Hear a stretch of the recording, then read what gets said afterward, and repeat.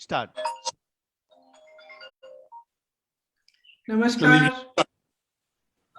नमस्कार साथियों, प्रियंका जी की इस विशेष पत्रकार वार्ता में आप सबका स्वागत है। विलंब के लिए हम थोड़ी सी क्षमा चाहेंगे। बगैर किसी देरी के मैं अनुरोध करूंगा प्रियंका जी से कि वो एक बहुत महत्वपूर्ण विषय लेकर आपके बीच में उपस्थित हैं और अपनी बात आपको कहेंगी। आदरणीय प्रियंका जी। नमस्कार। आज कांग्रेस पार्टी उत्तर प्रदेश के विधानसभा चुनाव के लिए अपनी पहली सूची जारी करने जा रही है। 125 प्रत्याशियों की सूची है, जिसमें से 50 महिलाएं हैं। क्योंकि ये एक ऐतिहासिक पहल है, तो हमने सोचा इस प्रेस कॉन्फ्रेंस के जरिए आप सबको थोड़ा बहुत इन प्रत्याशियों के साथ अवगत भी कर लें कि कौन है ये लोग, किस तरह की सूची है। हमने प्रयास किया है कि संघर्षशील और ऐसे प्रत्याशी हों जो एक नई राजनीति का पहल करें पूरे प्रदेश में। इसमें इस सूची में 40% महिलाएं हैं और 40% युवा भी हैं। हमें आशा है कि इनके जरिए हम एक नई उम्मीद और एक नई तरह की राजनीति प्रदेश में उभार पाएंगे। जो महिलाएं हैं उनमें से कुछ पत्रकार हैं, एक अभिनेत्री भी है, कुछ संघर्षशील महिलाएं हैं जिन्होंने कांग्रेस पार्टी में रहते हुए सालों के लिए संघर्ष किया है। हमारी एक आध जिलाध्यक्ष भी हैं जिन्होंने बहुत अच्छा काम किया है। उसके साथ साथ ऐसी महिलाएं हैं जिन्होंने बहुत अत्याचार भी देखा है अपने जीवन में और उसके खिलाफ लड़ा है। कुछ समाज सेविकाएं भी हैं जो अपने विधानसभा से लड़ना चाह रही थी, तो उनको भी हमने समर्थन दिया है और आगे बढ़ा है। मैं इस सूची को, जो 50 महिलाएं हैं, 2 मिनट में मैं उनकी सूची पढ़ के आपको सुनाना भी चाहती हूँ। नंबर 18 नगीना में श्रीमती हेनरीटा राजीव सिंह। नंबर 21 नेहटौर में श्रीमती मीनाक्षी सिंह। नंबर 33 संभल में श्रीमती निदा अहमद।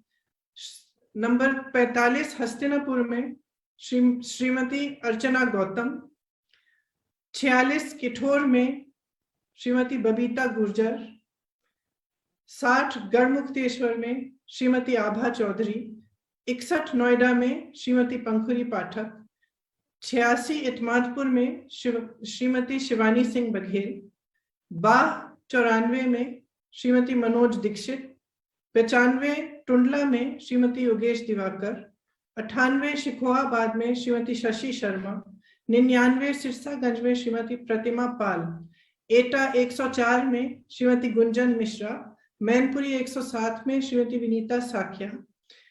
करहल 110 में श्रीमती ज्ञानवती देवी। बिसौली 112 में श्रीमती प्रज्ञा यशोधा। बदायूं 115 में श्रीमती रजनी सिंह। बहेरी 118 में श्रीमती संतोष भारती। बरेली कैंट में 125 में श्रीमती सुप्रिया एरन। जलालाबाद 132 में श्रीमती गुरमीत कौर। पोवाया 134 में श्रीमती अनुज कुमारी। शाहजहांपुर 135 में श्रीमती पूनम पांडे। मोहम्मदी 144 में श्रीमती रितु सिंह। सीतापुर 146 में श्रीमती शमीना शफीक। बांगरपाऊ 162 में श्रीमती आरती बाजपेयी। मोहन 164 में श्रीमती मधु रावत। उन्नाव 165 में श्रीमती आशा सिंह। लखनऊ सेंट्रल 174 में श्रीमती सदफ जफर। मोहनलालगंज 176 में श्रीमती ममता चौधरी।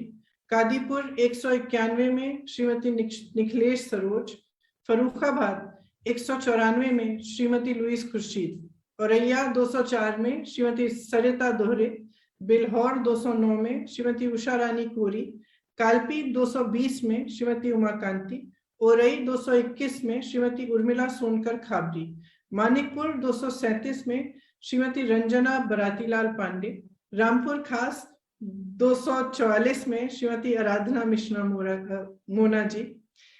बाबागंज 245 में श्रीमती बीना रानी, फाफामऊ 254 में श्रीमती दुर्गेश पांडे, इलाहाबाद साउथ 263 में श्रीमती अल्पना निषाद, 264 में श्रीमती मंजू संत, दरियाबाद 270 में श्रीमती चित्रा वर्मा, हैदरगढ़ 272 में श्रीमती निर्मला चौधरी, गोंडा 296 में श्रीमती रमा कश्यप, डुमरियागंज 306 में श्रीमती कांति पांडे, हरैया 307 में श्रीमती लबोनी सिंह, खजनी 325 में श्रीमती रजनी देवी, रामपुर खरकना में श्रीमती शहला अरहारी 339, सागरी 345 में श्रीमती राणा खातून और मेहनगर 352 में श्रीमती निर्मला भारती। ये हमारी 50 महिलाएं हैं और मुझे बहुत खुशी और बहुत गर्व है कि ये सारी महिलाएं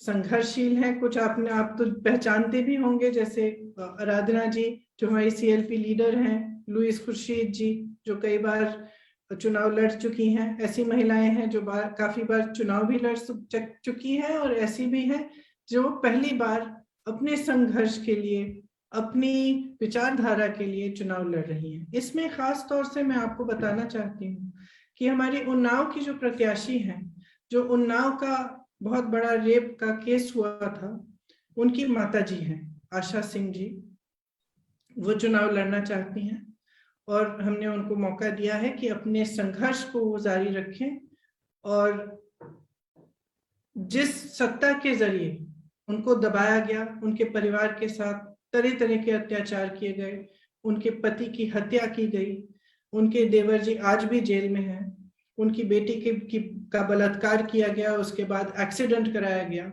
वही सत्ता अपने हाथों में लें और खुद के लिए अपनी लड़ाई लड़ें। इसी तरह से सोनभद्र में जो आदिवासियों के साथ हुआ था, एक नरसिंहार आपको याद होगा कि हुआ था, जिसमें 13 आदिवासियों की मौत हुई थी। उस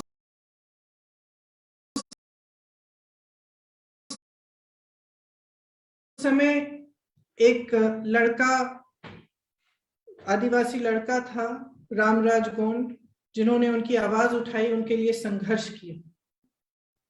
आज रामराज गोंड हमारे जिला अध्यक्ष हैं, पिछले 2 सालों से हमारे जिला अध्यक्ष शक्ति देगी, आपका समर्थन करेगी, हर तरह से आपकी मदद करेगी ताकि आप अपनी लड़ाई लड़ सके, राजनीति में आए, सत्ता अपने हाथ में लें और अपने हक को खुद मांगे। शुक्रिया साथियों, शुक्रिया प्रियंका जी। एक नई आवाज, एक नए रास्ते, राजनीति में एक बिल्कुल नई शुरुआत, उन सब की आवाज बनना जिनकी आवाज कोई नहीं और उनको आवाज देना। आपने ऑलरेडी अपने सवाल के लिए अलग अलग साथियों ने हाथ खड़े किए हैं, मैं एक एक करके वो सवाल लूंगा। पहले PTI से Sanjeev Chopra ji. Thank you Randeep ji. Hello. Yes, Sanjeev, please go ahead. Can you spotlight him, please? Put the spotlight on Priyanka, then she will take her question. नमस्कार प्रियंका जी। नमस्कार। आपने 125 प्रत्याशियों की आज लिस्ट जारी करी, जिसमें 40% महिलाएं हैं। मैं जानना चाहता हूं, काफी महिलाएं जो हैं जिन्होंने संघर्ष किया है, तो मैं जानना चाहता हूं कि मतलब इनको जो बाकी काफी तो हैं प्रोमिनेंट, लेकिन 160 आपने करनी है, टोटल 160 से ज्यादा जी। तो क्या इनकी जीतने की क्षमता को देखते हुए ये इनको मतलब कॉन्टेस्ट में लाए हैं या प्रतिज्ञा पूरी करने के चक्कर में? और एक और बात पूछना चाहता हूं, that the poll contest in the UP, in Uttar Pradesh is emerging as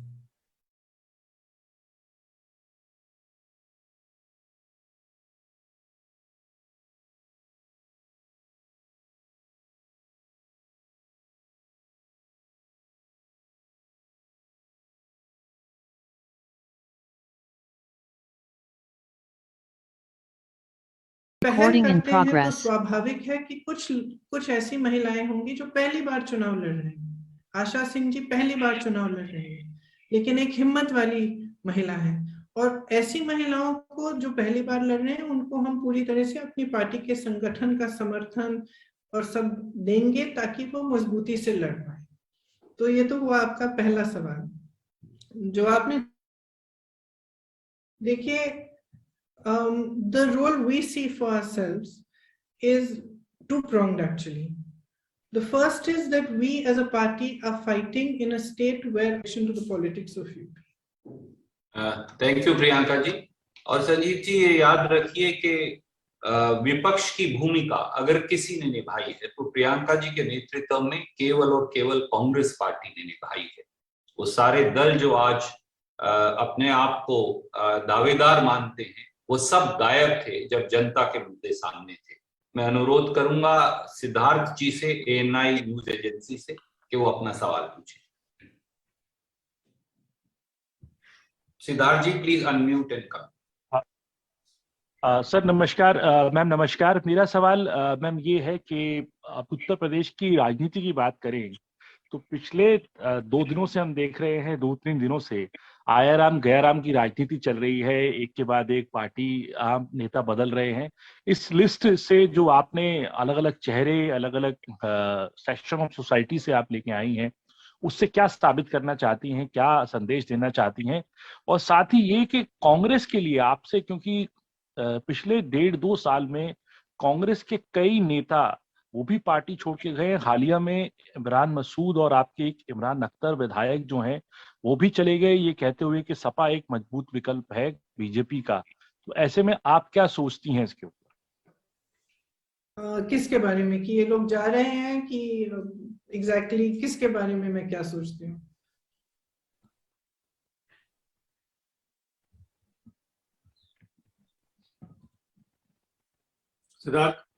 Siddharth, can you hear the question? I think. Achha, I'll just answer according to what I've understood the question is. देखिए, अपनी सूची से हम क्या संदेश देना चाहते हैं? हम ये संदेश देना चाहते हैं कि राजनीति का असली मकसद जो है सेवा है। राजनीति में जो लोग आते हैं उनका मकसद यही होना चाहिए। ये सही है कि काफी हद तक ये बदल चुका है, लेकिन हम एक बार फिर उसको बदलना चाहते हैं और एक नई राजनीति सामने लाना चाहते हैं। ये हमारा संदेश है। हमारी सूची में कुछ हमारे पार्टी के कार्यकर्ता ऐसे हैं जो बार बार चुनाव लड़े हैं, जो मजबूत कार्यकर्ता हैं। कुछ लोग हो सकता है बाहर से भी हैं। तो एक मिक्स्ड लिस्ट है। आपने आया राम गया राम की बात की, ये हर चुनाव में हमने देखा है, हर पार्टी में देखा है। कुछ लोग आते हैं, कुछ लोग जाते हैं, कुछ लोग घबरा जाते हैं कि हो सकता है कि उनको लगे कि हम यहाँ से नहीं जीतेंगे, वहां चले जाएंगे। ये बहुत होता है, हर चुनाव में होता है। मुझे नहीं लगता कि ये एक ऐसी चीज है जिससे किसी भी पार्टी को घबराना चाहिए। मैंने पहले भी कहा है कि जो हमारा संघर्ष है वो एक ऐसा संघर्ष अभी इन परिस्थितियों में है जबकि इसके लिए बहुत हिम्मत की जरूरत है। हाँ, जब हमारे साथी जाते हैं दुख होता है, प्रयास रहता है कि साथ रहें, लेकिन अगर वो ऐसा निर्णय करते हैं कि किसी और पार्टी से लड़ना चाहते हैं तो एक तरह से हमें लगता है कि जो हम संघर्ष कर रहे हैं उससे वो पीछे हट गए, क्योंकि हमारा संघर्ष एक बहुत ही बड़ा संघर्ष है, एक विचारधारा का संघर्ष है और इसमें हमें मजबूती की जरूरत है, साहस की जरूरत है। Thank you, ma'am. I'll go to Aaj Tak, Supriya Bhardwaj ji from Aaj Tak. Please ask your question.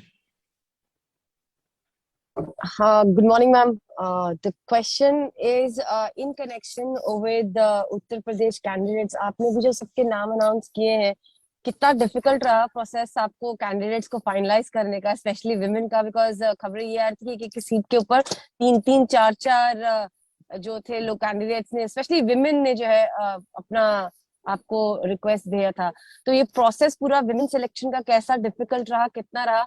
And जब विनेबिलिटी की बात करते हैं तो संघर्ष आपने खुद ने कहा कि बहुत ज्यादा है, because you are up against the giants अगर कहा जाए उत्तर प्रदेश के अंदर आज के टाइम पे। और जितने आपके कैंडिडेट्स हैं फर्स्ट टाइम लड़ रहे हैं। So how do you see कि आप आगे किस तरह इनके लिए कैंपेन प्लान करेंगे? एंड इसके साथ में एक सेकंड जो क्वेश्चन है कैंपेन के से रिलेटेड है कि डिजिटल कैंपेन इस बारी कांग्रेस जो है वो किस तरह से उत्तर प्रदेश में आगे बढ़ाने जा रही है? व्हाट आर द मेन की elements in the digital campaign also? Okay, actually it wasn't as difficult as one might have thought it would be. We had a lot of applications from women in every constituency, and most of them were women who were actually already doing some social work or doing some good work in the area. So it wasn't very difficult per se to get the applications of women because they were very forthcoming. And a lot of women really have had the desire to fight, but never really given the opportunity on an equal basis. Because when I'm guessing that earlier, if there were men and women, the natural choice was going to be for the man, whereas here we've upturned that a little bit. We are doing something new. Because we're doing something new, it's clear that a lot of these ladies will be fighting for the first time. They will need some hand-holding and some help. We are fully geared up for that. You asked about the social, sort of the new type of campaigning. It is actually going to be very interesting. We've thought about various different aspects of it. Now, seeing the COVID restrictions, for example, the door-to-door campaigning, which is allowed with 5 people. So we were thinking of, in the next few days, embarking on that very extensively. We already had quite an extensive door-to-door campaign. We'll be expanding that. We'll be doing Facebook Lives and a lot of social media interactions. Like earlier we were doing our Ladki Hoon marathons. We'll be doing competitions online, and we will take that same energy online. I was doing women's town halls. We'll now be doing them on Facebook and Facebook Live and doing Google Hangouts and things. So I think actually it'll be quite interesting to see how this pans out. Thank you, ma'am. Let me go to ABP. Janinder ji from ABP, you have a question? Please come in. Janinder ji. जी प्रियंका जी नमस्ते। मेरे 2 सवाल है ma'am. एक सवाल तो ये है कि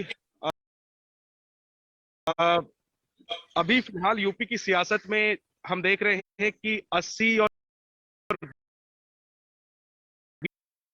20 की बात हो रही है, 80% 20% की बात हो रही है, अगड़ा पिछड़ा की बात हो रही है। और ऐसे में अगर हम आपका कैंपेन देखते हैं तो आप महिलाओं के सशक्तिकरण और बेरोजगारी और किसानों की स्थिति को सेंटर में लाने की कोशिश कर रही हैं। तो एक तो ये सवाल है कि आप इसको कैसे मुख्य एजेंडा बनाएंगी चुनाव का। और दूसरा सवाल मैम ये है कि अगर हम चुनावी वास्तविकता को देखें, तमाम सर्वे को देखें, तो सीधी लड़ाई जो है वो बीजेपी और सपा के बीच दिख रही है। जिस दिन चुनाव अनाउंस हुआ उस दिन रणदीप जी ने कहा कि यूपी में कांग्रेस के बिना सरकार नहीं बनेगी। कांग्रेस प्रभारी के तौर पर मैं आपसे पूछ रहा हूं कि क्या आपका लक्ष्य है यूपी चुनाव को लेकर के, क्या आप भी इसी लक्ष्य के साथ चुनाव में उतर रही हैं कि यूपी में अगली सरकार जो बने उसमें कांग्रेस की भूमिका हो, कांग्रेस के बिना कोई सरकार ना बने? Thank you. हमारा जरूर ये एक लक्ष्य है। हमारा लक्ष्य ये भी है कि हमारी पार्टी मजबूत बने। हमारा लक्ष्य ये भी है कि जो प्रत्याशी लड़े वो ज्यादातर जनता के मुद्दों पर लड़े। आपने कहा कि हम विकास की बात कर रहे हैं, महिलाओं की बात कर रहे हैं। हमारा प्रयास, और हमने अपने सभी नेताओं कार्यकर्ताओं से कहा है, हम एक नकारात्मक कैंपेन नहीं करेंगे। हम एक सकारात्मक प्रचार का पूरा कैंपेन करेंगे। हम चाहते हैं कि सकारात्मक बातें हो, भविष्य की बातें हो, विकास की बातें हो, महिला सशक्तिकरण की बात हो, जो अत्याचार है उनको रोकने की बात हो, दलितों को आगे बढ़ाने की बात हो। हम चाहते हैं कि पूरा जो उत्तर प्रदेश का समाज है उसको एकता, एक समान दृष्टि से देखकर उनको आगे बढ़ाया जाए। जो प्रदेश की समस्याएं हैं उनको हल किया जाए ताकि प्रदेश आगे बढ़े। देखिए, आप 80 और 20% की बात करते हैं। रोजगार, जितने नौजवान यूपी में आज बेरोजगार हैं उनका प्रतिशत क्यों नहीं गिना जा रहा है? क्या वो जरूरी नहीं है? क्या वो महत्वपूर्ण नहीं है? क्या चुनाव में उनके रोजगार की बात नहीं होनी चाहिए? जितने नौजवान तमाम परीक्षाएं दे चुके हैं लेकिन उनको नौकरी नहीं मिल रही है। कई ऐसे नौजवान हैं जो 2-2, 3-3 बार परीक्षाएं देते हैं, परीक्षा रद्द हो जाती है, पेपर लीक हो जाता है, वो कट ऑफ चेंज हो जाता है। उनके बारे में क्यों नहीं सोचा जा रहा है? जिन महिलाओं पर अत्याचार हो रहा है उनके बारे में क्यों नहीं सोचा जा रहा है? जब चुनाव है तो चुनाव का मतलब क्या है? राजनीतिक पार्टी जनता के लिए कर क्या रही है? और आगे भविष्य में करना क्या चाहती है, इस पे चर्चा होनी चाहिए। तो हमारा ठोस विचार है कि इन्हीं मुद्दों पे चर्चा होनी चाहिए, इन्हीं मुद्दों को आगे लाना चाहिए। आपने कहा कि हम महिलाओं को आगे लाने की कोशिश कर रहे हैं। देखिए, हमारी कोशिश है, ठीक है, लेकिन अगर आप हमारी कोशिश की सफलता आप देखें पिछले 2-3 हफ्तों में, तो मोदी जी ने अपनी पहली पूरी महिलाओं की रैली करनी पड़ी उन्हें। योगी जी को महिलाओं के लिए घोषणा देनी पड़ी। अखिलेश जी अपनी घोषणाएं दे रहे हैं महिलाओं के लिए, यहाँ तक कि आरएलडी ने भी घोषणा की है महिलाओं के लिए अलग। और मायावती जी भी हाल में ही एक बड़ी महिलाओं की रैली करने जा रही थी जब कोरोना की ये लहर आई। तो हम कोशिश नहीं कर रहे हैं, हम ला चुके हैं महिलाओं को सामने, डिस्कशन में ला चुके हैं। आज उत्तर प्रदेश के चुनाव में महिलाओं को कोई भी पार्टी नकार नहीं सकता। मैं समझती हूं कि एक सफलता है, और इसी तरह से हम ऐसे मुद्दे उठाते रहेंगे जिनको हम सेंटर स्टेज पे लाएं, ताकि कोई भी राजनीतिक दल हो उनको नकार नहीं पाएगा। कौन से मुद्दे हैं ये? जैसे मैंने कहा, मुख्य रूप से विकास के मुद्दे हैं। सेहत के लिए क्या किया जाएगा, शिक्षा के लिए क्या किया जाएगा, रोजगार के लिए क्या किया जाएगा, सामाजिक सशक्तिकरण के लिए क्या किया जाएगा, ये मुद्दे हैं। और हम एकमात्र फोकस हमारा इन मुद्दों पर रहेगा। Thank you, ma'am. I'm going to go to Vikrant now. Vikrant from TV9, please come in.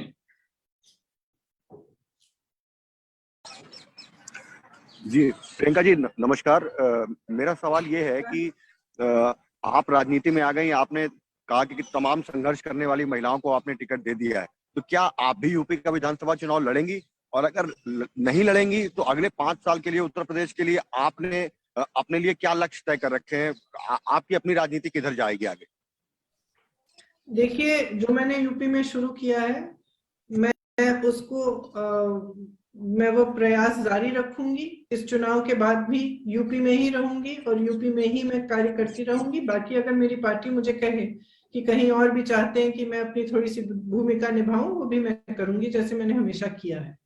तो मेरा प्रयास यही है कि मैं यूपी की में जो अपनी पार्टी है उसको मजबूत करके आगे बढ़ाऊं, ताकि जो जनता के मुद्दे हैं उनको ही उठाते हुए एक नई राजनीति बने। Thank you, ma'am. May I just go to Sandeep? You don't try to have 40% for women in these press conferences. Yes, we will make sure, ma'am. I'll try and do that actually, because there was another delegation of the Election Commission. So I'll very quickly try and wind up also. Sandeep ji from The Hindu. And we'll keep that in mind always now.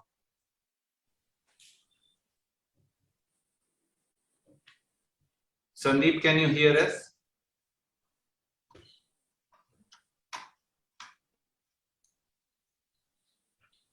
I think he's not here. So Raman from News 24, ma'am.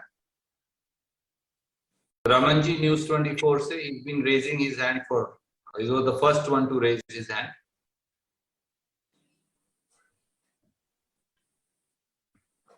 Raman, can you hear us?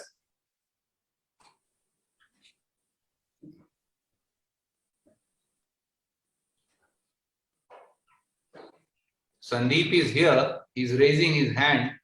Can you please unmute Sandeep? He's here. Sandeep Fukan from The Hindu. Sir, unmuted, but he's not speaking. No, he's not unmuted. Please unmute him. He's waiting to ask the question. Yes, Sandeep, you are unmuted now. Go ahead. Sandeep Fukan from The Hindu, go ahead, please. No, we cannot hear you. Connection issue. Okay. Do we have? Just write his message and his question in the chat. Yes, we'll do that. Can we have Anjali Ojha from UNI? She has been waiting. Anjali, please go in.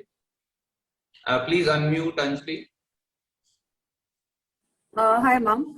Ma'am, you just talked about the way the issues that are being raised in UP politics and how Congress is trying to bring it back to issues that matter. We've seen a lot happening in the elections. Election Commission has also expressed concerns about free speech, and of course the 80-20 comment that has come from the Uttar Pradesh Chief Minister. In the light of all this, ma'am, how do you think that there will be a positive impact of the campaign that Congress is running or the issues that are being raised in the elections? And in case in a post-election scenario, there's a requirement to extend support to other political opposition parties to throw the BJP government out, would the Congress be considering that as well? Are you saying after the elections are over? After the result? polls. Yes, of course. Why not? Why not? There's absolutely no question. Why should we not? And your other question about a positive sort of campaign, look, somebody has to start talking about the right things. And I feel very strongly that we have to steer the politics, not just of Uttar Pradesh, but of the country in a more positive and constructive direction. We have to be talking about issues of development, education, health. Look at our health expenditure in the times of Corona. Look at the amount we're spending on education. What are we doing to provide a stronger foundation of education at the primary level, secondary level, at the university level for students? What have we done for employment? Why is our unemployment rate so high? So these are questions, I think, which we have to start bringing center stage. And it is not an easy task. Because it's much easier to mobilize people on hate and negativity. It is much, much tougher to mobilize people on a positive agenda. But I think if we don't start, it's never going to happen. So if we take a beating for starting in the beginning, but we keep carrying on and we continue to work hard on it, I'm sure it will have an effect. And I know that there are so many young people I meet. In my work in UP, I meet university students all the time, students who are trying to get jobs also, young people who are trying to start their own businesses. And they're really looking for a politics that is answering their questions and that is showing them a way forward for a strong future. So I think there is definitely an energy there. And I think that there is definitely a need, both in the state and in our country, to have a more positive and constructive dialogue and discussion in politics. And I'm happy to be part of it. Thank you, ma'am. Sandeep has sent his question. If you permit me, I'll read it because he has some connection issue. His question is the Congress trying to build an entirely new constituency of women voters like Nitish Kumar did in Bihar? That's from the Hindu. The way I see it, we are just mobilizing women to stand up for themselves and ask for what is rightfully theirs and to participate in the political process with the energy and the strength and the capacity that they actually have. So I don't see this as creating a new vote bank of young women. I see it as empowering women to ask for their right and to stand up for themselves. And I see it, frankly, as their right. They are 50% of the population. It is absolutely their right to participate fully in politics.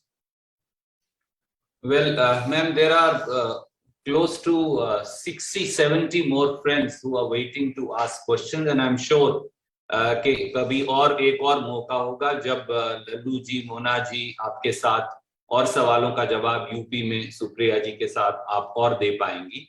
आपकी अनुमति से मैं सब साथियों से हाथ जोड़कर क्षमा प्रार्थना करते हुए इस प्रेस कॉन्फ्रेंस को यहीं वाइंड अप करने की इजाजत चाहूंगा। मुझे पता है कि आपका अगला कार्यक्रम है और एक इलेक्शन कमीशन को डेलीगेशन भी जाना है।